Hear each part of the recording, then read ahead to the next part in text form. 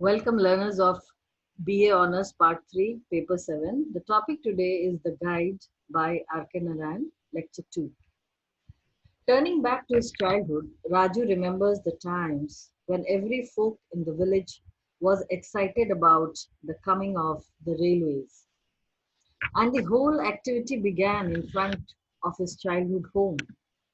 He had a feeling of ownership of that place and disliked other boys come anywhere near his house. He loved the commotion, the mountaining dirt piling higher and higher, the flurry of loading and unloading of trucks, the constant chatter of the workers, and the best part was the treasure hunt of metal objects of various shapes and sizes littered all over the work area. Raju's father scolds him to stop playing and go to school.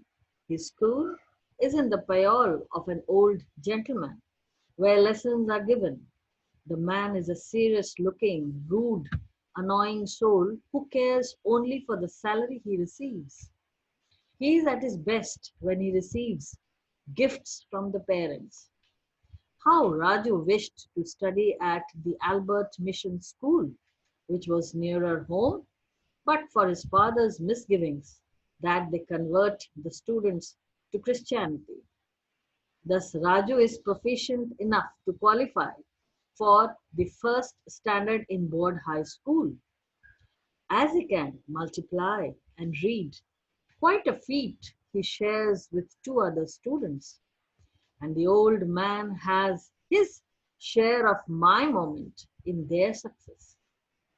Back to the present, Wellen informs excitedly that his cousin has agreed to marriage, which is truly marvelous. He, along with the household folks, are busy with the preparations for the marriage. All this was possible according to Wellen's cousin.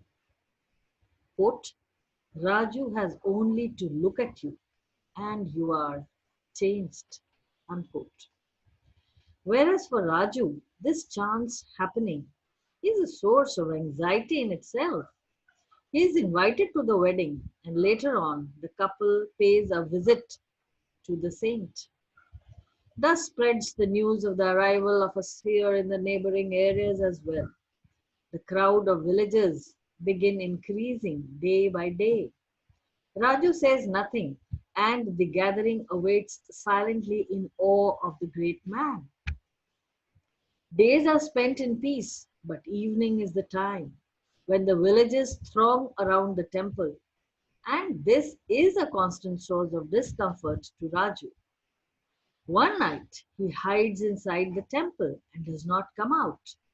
He hears them, wondering whether he has left the place and gone, though he is grateful for the food left by them. The next morning, in a mood of introspection, Raju wonders whether he should go back to Malgudi to earn a living, for chances of getting a job in the real world is dismal. How else could he get food? He decides to stay back amidst the temple ruins. That evening, he takes on the facade of supreme blessedness and leaves no stone unturned to look as pious as he could. He further decides not to hold back and give free vent to his thoughts. In a nervous excitement, he awaits the villagers, but there is an eerie silence and no one in sight. Raju feels like searching for Velan, but later finds it too embarrassing. Later, a boy with his grazing sheep is seen across the river bank. He is beckoned, and Raju announces himself as the new priest of the temple. The boy informs that he has been asked by his uncle to see whether the saint is back or not. He is given a plantain in return and asked to inform his uncle, that the saint is back.